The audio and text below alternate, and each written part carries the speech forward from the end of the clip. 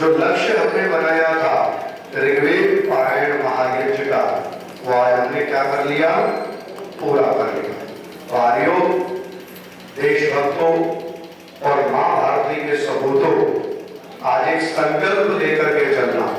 बोलो जी, कैसा संकल्प? ये पूर्ण आहुति है। कितना बड़ा लक्ष्य आपने पूर्ण किया जानते नहीं हो। 10,552 मंत्रों का ये मेरा वेद है जो हमें गति प्रदान कर रहा है। और आपने वेद पाठियों के साथ मिलकर के हमारे ब्रह्मत्व में 14 दिनों में इस लक्ष्य को क्या कर लिया, पूरा कर लिया है। और आज पूर्ण आहुति है। जो अनंत प्रयास आपने किया है, याद रखना वो व्यर्थ नहीं होना चाहिए। इतने बड़े यज्ञ में आहुति देना परम सौभाग्य की बात है, इससे बड़ी कोई बात नहीं है।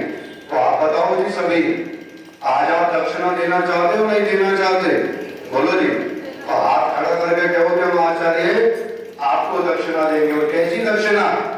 धन की तो बाद में, लेकिन पहले समर्पण की दक्षिणा। कैसी? ये मेरी एक तमन्ना है और एक अर्ज ये पूरी हो जाए। कैसी दक्षिणा देनी है जी? ध्यान से शब्दों को सुनना। राष्ट्र आपको देख रहा है, राष्ट्र आपकी ओर टकटकी लगा रहा है। कौन रक्षा करेगा राष्ट्र की? बोलो जी। हम करेंगे नहीं करेंगे? और हम ही अगर पीछे हट जाए, हम ही अपनी वैदिक परंपराओं को छोड़ दें, हम ही धर्म से अलग हो जाए और हम ही अपने घरों में बैठे रहे, तो हमारा देश बचने वाला। आपको बताएं, रोटी कपड़ा और मकान जरूरत तो है, लेकिन यही थे नहीं है। देखिए बांग्लादेश को उठा करके, वहां रोटियां भी थी, लोगों के पास कपड़े भी थे, और कश्मीर में क्या था जी, मकान भी बहुत ऊंचे ऊंचे थे। लेकिन जब यवन, जब राक्षस और दुष्ट प्रकृति के आताताई जब एकत्रित होकर के नरसंहार करते हैं, तो रोटी भी पड़ी रह जाती है और तन से बेटियों के कपड़े भी उखाड़ लिए जाते हैं, और जो मकान हैं उनको भी जला दिया जाता है। ऐसे मकान रोटी का कोई माध्यम नहीं है।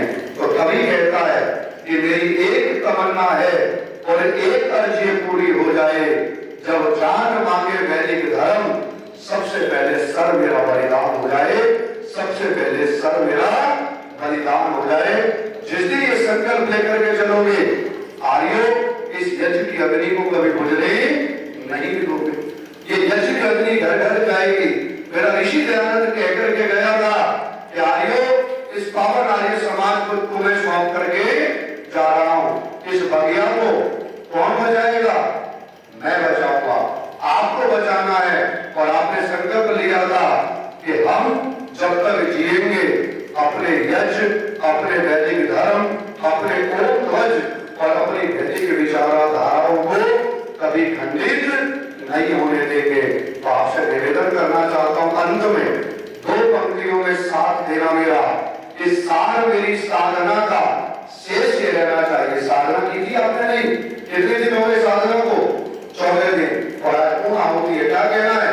इस सार मेरी साधना का शेष ये रहना चाहिए, और मैं रहूं या ना रहूं, मेरा यज्ञ, मेरे वेद और मेरा राष्ट्र रहना चाहिए।